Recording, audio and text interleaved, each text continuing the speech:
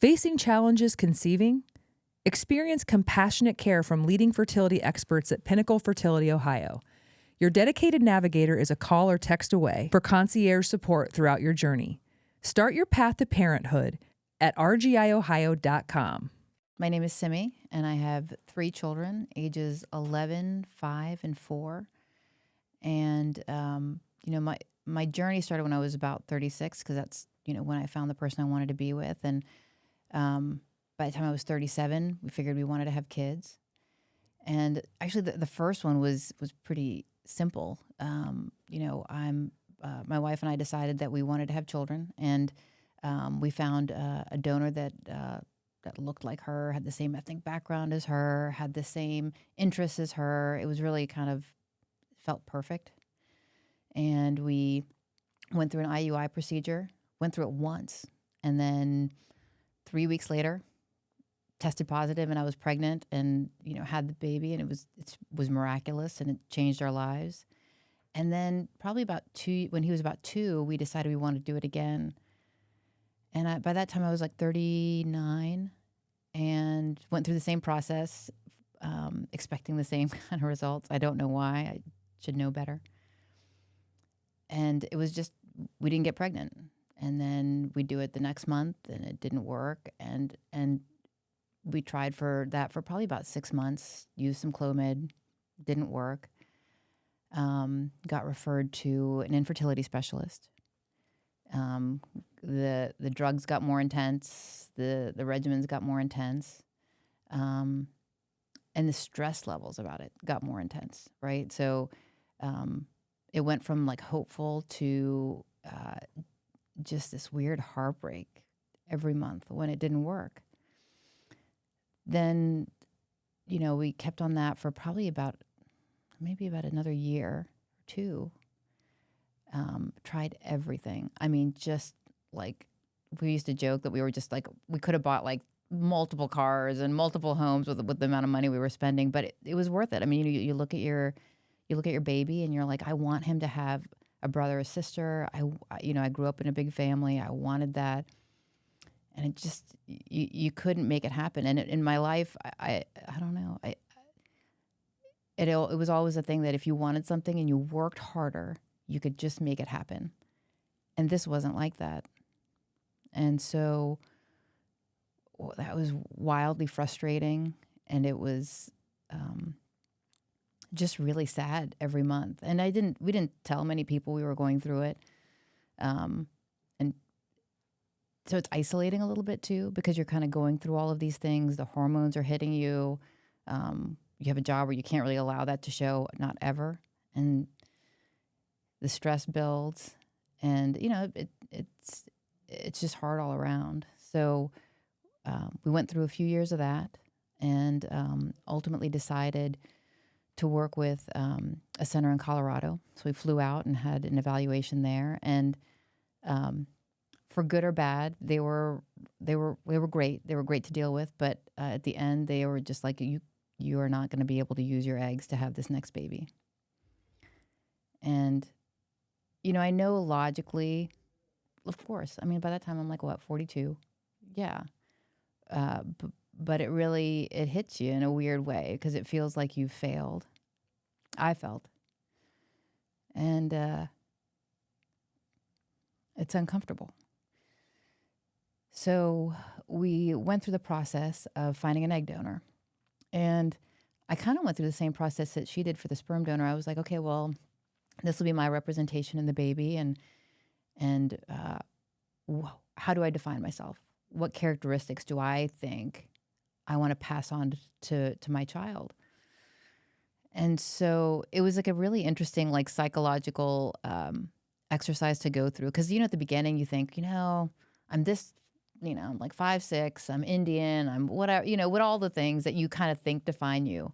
And as I was going through the profiles, I realized that those weren't the most important things, because you have to really drill down to the core elements. I mean, it's not like this encyclopedia of people. I mean, it's a pretty narrow group. So I really whittled it down to, I think, the 3 core values that I really wanted to share with my kids. The ability to work hard, the ability to be ambitious, and Weirdly, I don't know why, cheekbones were part of it because my grandmother had high cheekbones and I had high cheekbones, and I don't know. It was funny. It wasn't being Indian. It wasn't any of the other stuff. So we were fortunate enough to get an egg donor. But then it feels like, your heart is riding this on this trip with something you can't control. And I'm very much used to controlling so many things in my world. But you have to trust that somebody's going to find the right person, that they're going to be able to follow the regimen. I mean, it's a lot of trust and it's a lot of anxiety. And I'm not really an anxious person, but boy, during that time probably was. But we're really grateful for this incredibly generous egg donor that we didn't meet. It was all anonymous and through an agency, but she had a great outcome when we had embryos, and then went to Colorado and had it implanted and had it be successful for both of my daughters. So the first one, and then 2 years later with the second one. And I know that sounds like a pretty simple trip, but along the way, it is this real. I wouldn't say I'm like a terribly emotional person, but boy, I went on a roller coaster of stuff that you feel like a failure. You feel like, why can't I do it? Everybody else on earth seems to be having babies around the same time you're going through this. When people would tell me to relax, it was the worst. It took me probably about, I would say 3 or 4 years before we went down the egg donation route. I feel like, I don't know, you have to kind of shake. I had to shake for me the feeling like if I worked harder, if I used different drugs, if I just did something else different, if I just relaxed the way that people told me to relax, if I just took a vacation, if I just, I don't know, like there was like no ending to like the number of things people would tell you to do. And I would do it all, like everything. I mean, like the intensity of the hormones I was on was, now when I reflect back, insane. So you kind of have to come to a feeling of, it's okay. I want a baby. I want my family to grow. And, I loved my baby so much. And Belinda loved, it's our son. And I think probably that was the thing that really helped me, is that he's her kid.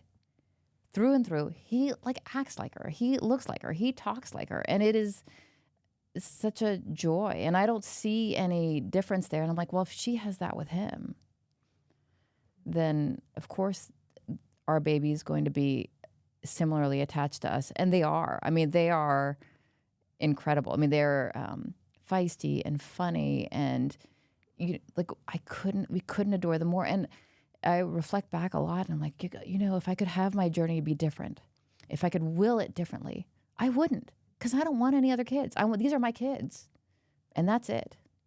And so that's kind of how I think about it. I have a niece and a cousin who have struggled with infertility at different times, and I remember they were like, "Well, would you change it if you could?" And now the answer is absolutely not. Like, I wouldn't change a single thing. I'm so glad it failed for me, because I wouldn't have those two girls. But it's hard to explain until they're like there in your presence, and they're so connected to you in every way. Like, they're just embedded into your being. And it's tough to describe, but I wouldn't change anything. And it's interesting to say that when, there was a point in time in 2017 when I would have done anything, when I've been to have it work the way it was in my mind at the time it was supposed to work. I couldn't be more thrilled that it didn't. Oh my God. Just relax, go on vacation. My husband and I went on a 3-week cruise, and it just worked for us. Why don't you just settle down about it? You're thinking about it too much. That was a favorite. I'm like,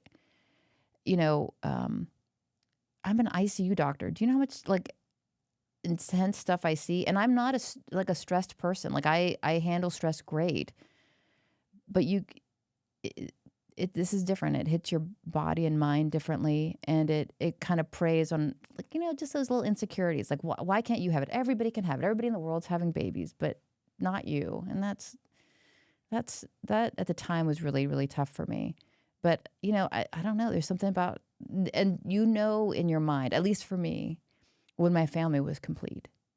And I had and then that's the other thing. Well, you have your son. You should be thrilled. You're so lucky. And, just take it and move on. I don't know. I think there's just there's something in your soul that knows when you're finished. And I wasn't finished. This impacted my mental health by, it was a quiet way because, I'm a very private person and I didn't share the journey with many people. And so it was an intense amount of stress to not allow it to affect me at work. And you'd come home and you'd be kind of depressed, in a bad mood, feeling like a failure. And, it's hard on you. It's hard on your relationship. And it was a little bit of a dark phase, I would say, for a couple years. I'm really great at talking to other women who have infertility issues, because I will say I see them in my life and I see them overlooked in ways that I wouldn't have recognized before. A family member who has a miscarriage and everybody's like, well, she'll just try again. I'm like, no, that's not how that goes. So it's this sort of quiet connection you have with people that I wouldn't have had before because I wouldn't have understood it. And the ability to help share my support and thoughts and story with them so that they don't feel quite so alone, because it is a very isolating experience, for sure. And I don't want them to go through that. The stigma, people say the right things. Oh, it's going to be okay. It'll be fine. Your family, you have one, it's going to be fine. But I think it's a little bit of a self-imposed stigma too, if I reflect back. Like, people were genuinely supportive. They really were. They said the worst kind of stuff though, and the stuff that would make you spiral into feeling into a bad place. And so I do think reframing and helping people understand the right things to say, the right questions to ask. Like, I have a cousin who had gone through it, and she's like, you're the only person who doesn't ask me if it worked. You're the only person who doesn't. And they understand that I'm not asking if you're pregnant now after this treatment, not because I'm not interested. Of course, I'm incredibly interested, but it is very painful every time to look at people and say, not this time. We tried really hard, but it didn't work out this time. You say it and you put on a good face and then go home and you feel like crap about it. I think it's constant reassurance that they're doing the right things, that everybody's journey is different, and it's okay sometimes to shut out all those extra voices that are telling you do this, take a cruise, go on a trip, do whatever. That, trust yourself, go through the process that you need to go through, find the physicians, the teams that you trust, and work with them. And that's to me, the most important thing, because it kind of tears you down as a person a little bit. And to just rebuild them and kind of give them the confidence that you're doing the right stuff. The fact that you went swimming, didn't change the outcome. The fact that you went on a plane trip and they told you, maybe you should wait 2 weeks and you went on day 13, didn't change the math at all. But the hard thing is, when you go through this, there's so much, obviously there's some there's clearly medical structure behind the advice they give, but some of it's just guesswork, right?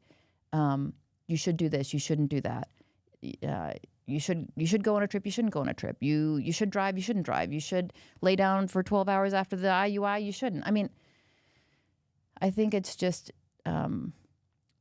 supporting them and feeling confident in their choices, because every choice you make that doesn't work out racks you with this sort of self-doubt.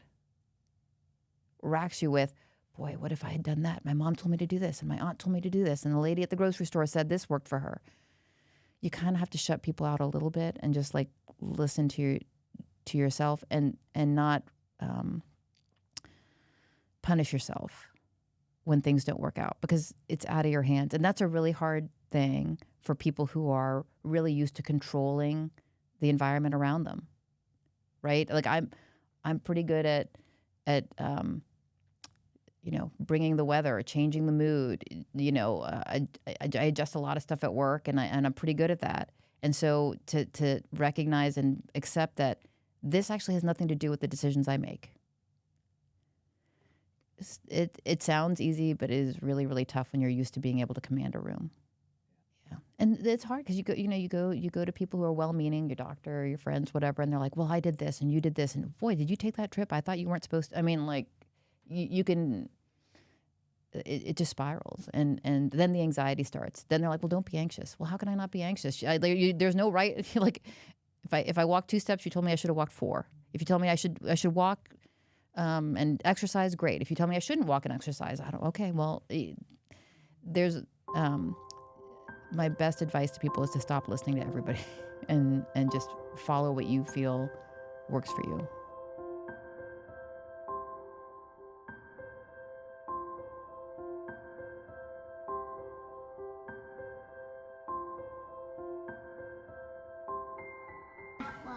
What are you doing? Wait, Here, show her which ones you made.